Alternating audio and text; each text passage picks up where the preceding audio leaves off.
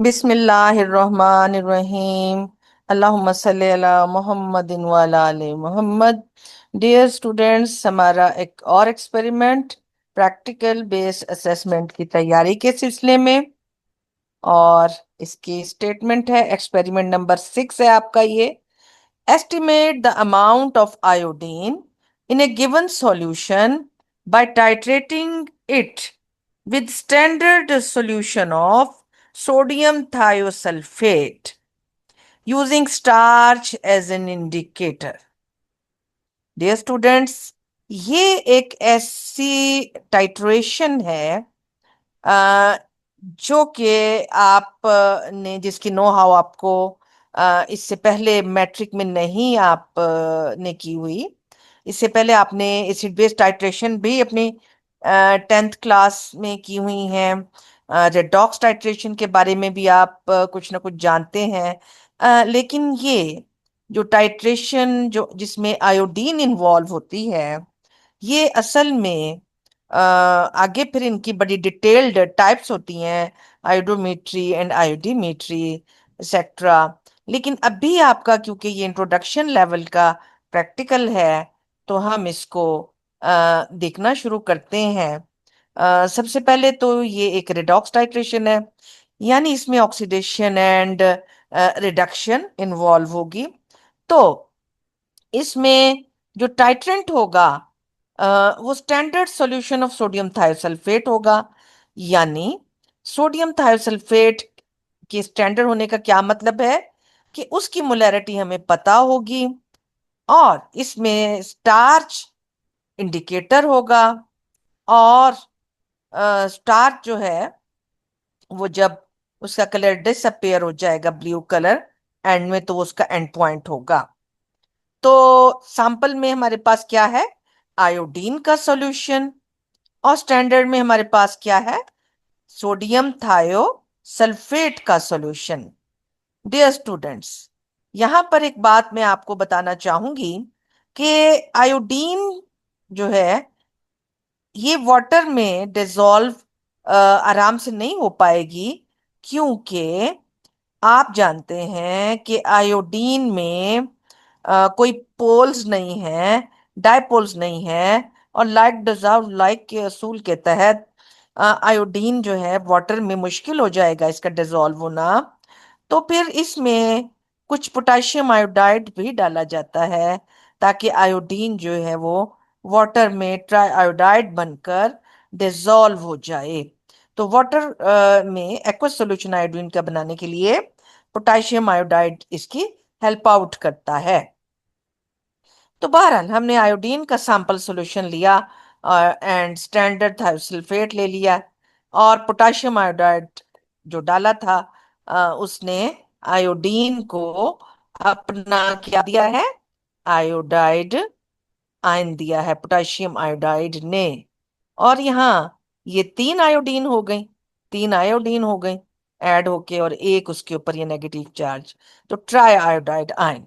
तो अब ये ट्राई आयोडाइड आयन क्या है? इस पे नेगेटिव क्योंकि चार्ज आ गया है, इसलिए ये वाटर में डिसॉल्व हो जाता है। और आयोडीन इसके साथ ही जो दो आयोडीन I2 जो है वो इसके साथ ही पानी में डिसॉल्व हो जाएंगे। तो डियर स्टूडेंट्स, अगेन हमारा अब ये 6th एक्सपेरिमेंट है। हम जानते हैं कि इसमें हमें ब्यूरेट टाइट्रेशन में सारा जो सामान चाहिए होता है, अब हमें बड़ी अच्छी तरह पता चल चुका है। तो इसलिए मैंने उसकी फहरिस्त नहीं दी, बल्कि डायरेक्टली ये देखिए, ब्यूरेट में हमने सोडियम थायोसल्फेट जो है उसको फिल कर लिया। एंड इसी तरह हमने टाइट्रेशन फ्लास्क में पिपिट आउट कर लिया यहाँ से आयोडीन को, और इसको टाइट्रेशन फ्लास्क में हमने डालकर अब इसके अंदर इंडिकेटर ऐड करेंगे। और इंडिकेटर हमारे पास क्या है? स्टार्च है।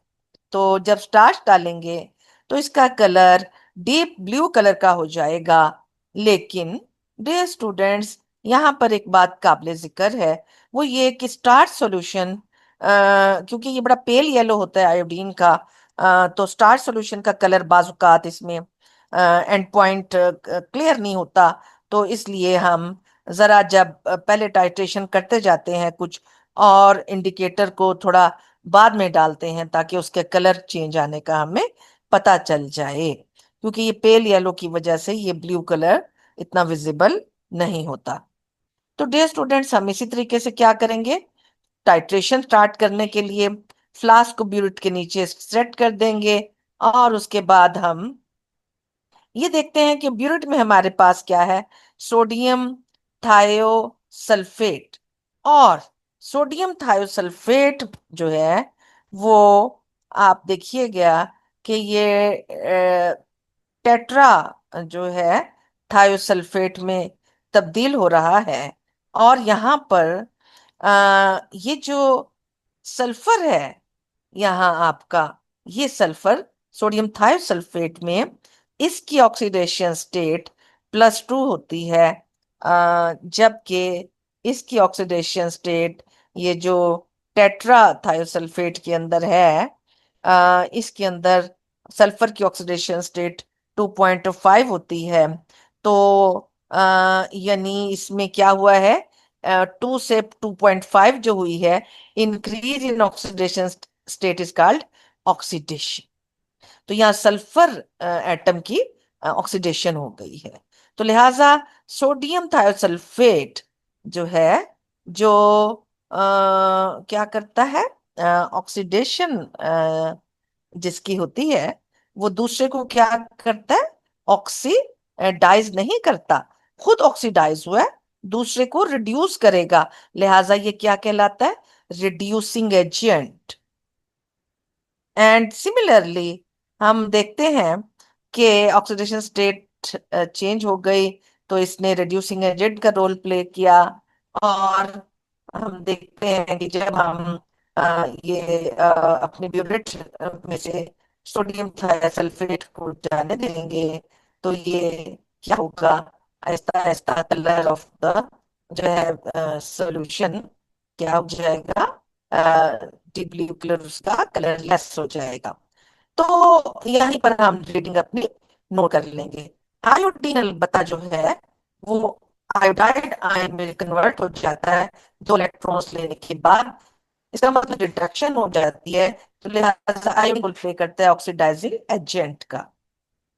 तो डियर स्टूडेंट्स, यहाँ पर अब हम इन ऑब्जर्वेशंस को अगर रिकॉर्ड करें तो यहाँ पर हमारे पास ये 2-3 ये देखिए ट्रायल्स हमने कभी भी एक एक्सपेरिमेंट नहीं करते, हम एक से ज्यादा दफा रिपीट करते हैं अपनी टाइट्रेशंस को।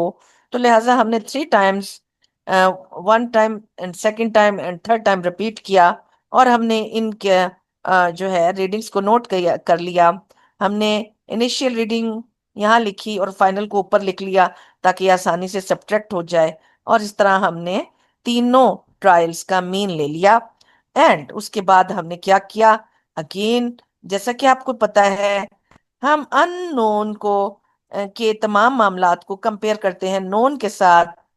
तो हमने M1V1/N1 आयोडीन की कंपेयर की M2V2/N2 के साथ थायोसल्फेट के, और हमने वैल्यूज जो है सब्स्टिट्यूट कर दी यहाँ पर।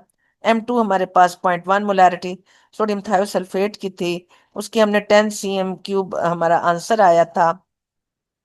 एंड सिमिलरली उसके 2 मोल्स जो हैं वो हिस्सा ले रही हैं, as you can see from here in balanced chemical equation, 2 moles N = 2।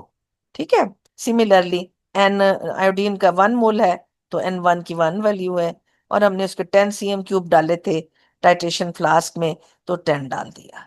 तो इस तरह डियर स्टूडेंट हमें इसकी मोलैरिटी 0.05 मिल गई। और जब हमने इस मोलैरिटी को आयोडीन की इसके मोलर मास से मल्टीप्लाई किया तो हमें इसकी जो है अमाउंट मिल गई जो आयोडीन की डिसॉल्व हुई थी पर DM³, दैट इज 6.35 ग्राम पर DM³। तो बेस्ट ऑफ लक स्टूडेंट्स, बहुत अच्छी अच्छी तैयारी करें और फुल मार्क्स गेन करें।